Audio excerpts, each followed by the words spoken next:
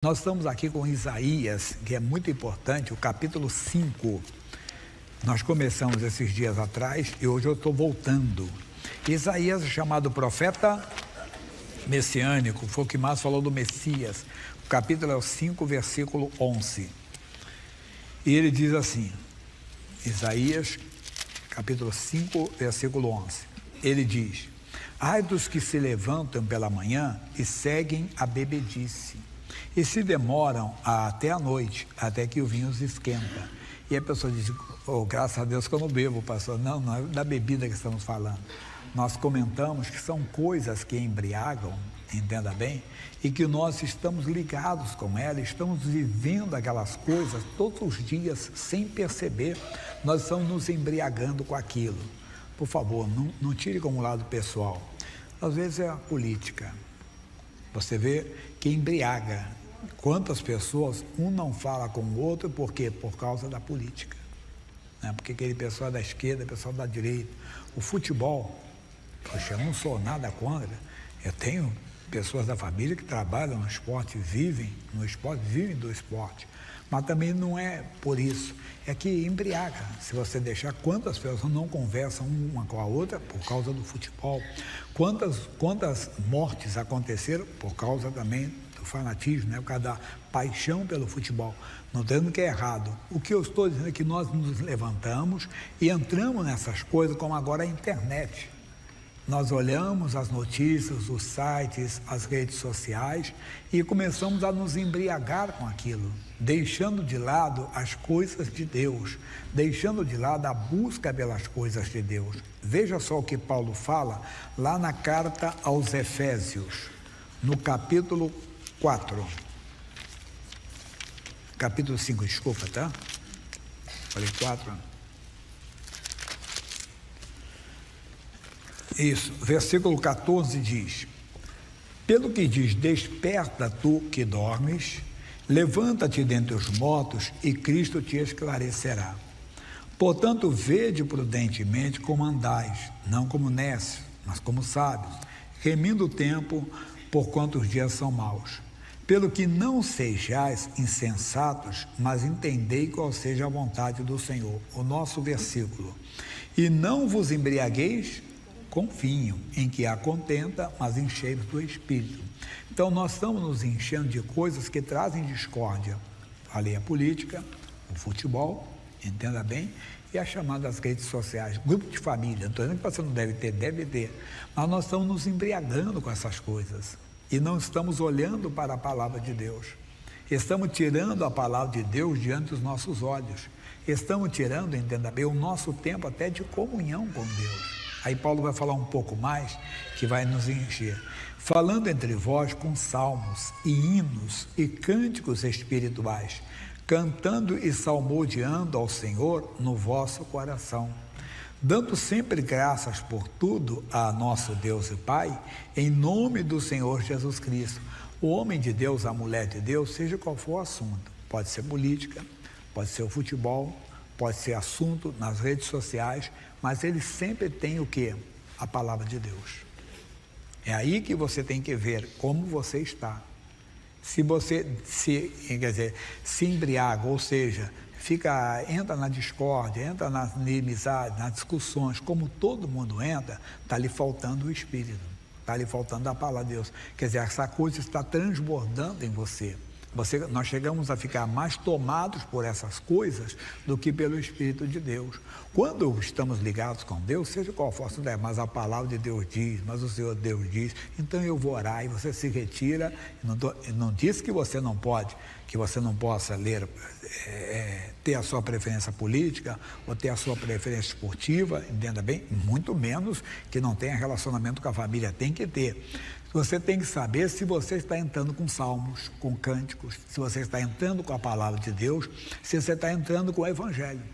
Ou se você está, vamos falar nós, né? Se nós não estamos, entenda bem, nos irritando, sendo contaminados com essa coisa, porque nós amanhecemos, primeira coisa que devemos falar com Deus. Mas não, vamos voltar no Isaías, que o Isaías fala mais amplo agora, nessa parte, 5:11. Ele diz: Ai dos que se levantam pela manhã e seguem a bebedice. Quer dizer, se levantou, dobra os joelhos. Ô, Senhor Deus, obrigado por mais um dia. Obrigado pelo repouso que tive. Senhor, nesse dia preciso de Ti. Aí você fala do seu dia a dia com Deus. Senhor, ao mesmo tempo quero pedir uma bênção para o fulano, para a fulana. Ô, Deus, eu estou enfrentando uma luta no meu local de trabalho, mas quero pedir a Tua bênção, a Tua sabedoria. Isso é todo dia. Ah, mas pastor, todo dia você não toma café? Você não toma banho todo dia? Não é verdade? Você não almoça todo dia? Então todo dia você tem que aprender a falar com Deus, colocar as coisas em ordem, colocar as coisas no altar. Nós não colocamos. Então nós estamos perdendo. O que acontece? Nós estamos contaminados ou embriagados por essas coisas que eu falei que tiram a razão. Tiram a razão. Quando você até fica chateado com você mesmo, mas eu entrei naquela discussão por causa do futebol, por causa da política, entende? Por causa do assunto familiar que tem. Um lado às vezes não conhece muito a Cristo, o outro não conhece. Não, todo mundo é da igreja, mas acontece. Até entre os irmãos, nós temos sempre que nos levantar, não podemos entrar na embriaguez, nas coisas que se embriagam, mas buscai o reino de Deus. Em primeiro lugar, buscar comunhão com Deus, uma vida no altar, e essas coisas você vai enfrentar com a palavra de Deus.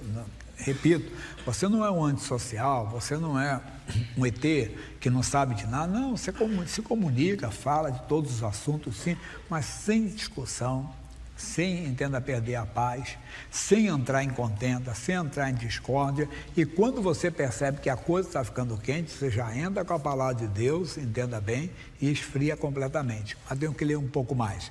Aí ele diz, versículo 12, agora para nós. Harpas e alaúdes e tamboris e pífaros e vinham nos seus banquetes, e não olham para a obra do Senhor, nem consideram as obras das suas mãos. Quer dizer, nós nos alegramos ou nos embriagamos, mas esquecemos de olhar para a obra de Deus. Qual é a obra de Deus? Nós somos testemunhas do Evangelho. Nós somos, aí você pode dizer, mas eu não sou pregador do Evangelho, mas nós somos testemunhas do Evangelho. Por onde eu passar, por onde você passar, então eu tenho que olhar a obra do Senhor. Aquela família que Deus lhe colocou é para você salvá-la, abençoá-la, amá-la, respeitá-la, né? E dar o testemunho para ela. O local de trabalho. Hoje uma pessoa fez uma pergunta, pastor, não sei se alguém assistiu, e a pessoa falava assim, onde eu trabalho, eu sou muito invejado, as pessoas me perseguem muito. Ele disse, mas será que é mesmo? Às vezes é até coisa da nossa cabeça. Mas ainda que fosse, se nem feitiçaria, a Bíblia diz que nem encantamento vale contra o povo de Deus, quanto mais inveja, né? Mas o que você tem que fazer? Dizer, Deus, como é que eu vou ser testemunha do Senhor para eles? Eu tenho que olhar para a obra do Senhor. O que é a obra do Senhor? Você entrou ali para isso. Não só para trabalhar naquele lugar, não só, entenda bem, mas para ser uma testemunha do Evangelho, para ser uma testemunha do amor de Deus, para ser uma testemunha da grandeza de Deus. Repito, a família do Senhor, pastor Jaime, que família complicada é a do meu marido. Talvez ele fale a mesma coisa. Que família complicada da minha esposa, né? Que família complicada do meu genro, que família complicada da minha nora, que família complicada do meu cunhado, que família complicada da minha cunhada. Todo mundo tem, mas se Deus permitiu você entrar, ou aquela família for agregada à sua, é para você fazer a obra de Deus. Vamos repetir, ele está dizendo no versículo, e não olham para a obra do Senhor. Qual obra? Que estamos ali para ser testemunha do Evangelho, que estamos ali para mostrar a grandeza de Deus, até das pessoas como o rapaz falou, me invejam, então vou mostrar para ela, não, que qualquer coisa comigo é com o Senhor. Você tem que fazer isso. No começo as pessoas debocham, escarnecem da nossa fé, zombam da nossa fé, mas se nós olharmos para a obra do Senhor, e se a igreja de Cristo fizer a obra como ela tem que ser feita, eles vão nos admirar depois, vão nos respeitar. Verdade. Não precisa sair daqui não. Leia que eu gosto, sempre cito para vocês aqui, Deuteronômio 28:10. O que diz? E todos os povos da terra verão que é chamado pelo nome do Senhor e terão o quê? Temor de ti. Foi a resposta que eu dei ao rapaz. Se a pessoa está invejando, não, eles vão ver que você é chamado pelo nome do Senhor.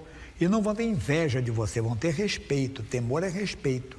Vão ter respeito. Não, ele é crente. É a mulher. Eu falava sobre isso. Pastor Jaime, o cidadão tem um olhar de seca pimenteira. Onde eu passo lá, fica sempre olhando. Olha para Deus. Começa a olhar. Jesus vai me olhar como é. Se for me olhar de outro jeito, ele não vai nem me enxergar. Eu vou ficar invisível diante dos olhos dele. E quando ele me vê, ele só me vê como mulher de Deus, ou o Senhor como homem de Deus. E com o tempo, aquela pessoa que, caso dele, que inveja, ou que tem bronca sua, ou que não foi com a sua cara, né? Porque você é assim, porque você é... No fundo, eles vão ter respeito depois. Mas como é que você vai conquistar isso? Ouvindo a palavra.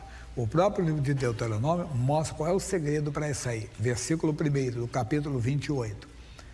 E será que se ouvires a voz do Senhor teu Deus, tendo cuidado de guardar todos os seus mandamentos que eu te ordeno hoje, o Senhor teu Deus te exaltará sobre todas as nações da terra. 2. E todas estas bênçãos virão sobre ti e te alcançarão. Quando? Quando ouvires a voz do seu teu Deus. Então, quando você ouvir a voz da palavra de Deus, que você prestar atenção na obra de Deus, o que Deus quer fazer com você naquele lugar, qual é a direção que Deus vai lhe dar no local de trabalho, ou na família do seu marido, ou na família da sua esposa. Se você não tiver tanta direção, ore pelo menos por eles. Ore para que tenha paz naquele lugar. Ore para que você tenha paz onde você está. E você vai ver que as pessoas notarão algo diferente em você. Mas o caso está aqui, é o 11, é que nós acordamos e entramos na bebedice. Que nos desligamos de Deus para as coisas do dia a dia, coisas que acabam embriagando. Repito, política, esporte, né? Tudo isso, o dia a dia, e você não olha para Deus. Se você colocar primeiro o reino de Deus, se envolver com a graça de Deus, você vai ver que as pessoas terão respeito de você. Você vai ser sempre luz. Onde você estiver, por onde você passar, você será luz para aquelas pessoas, luz para as nações. Amém?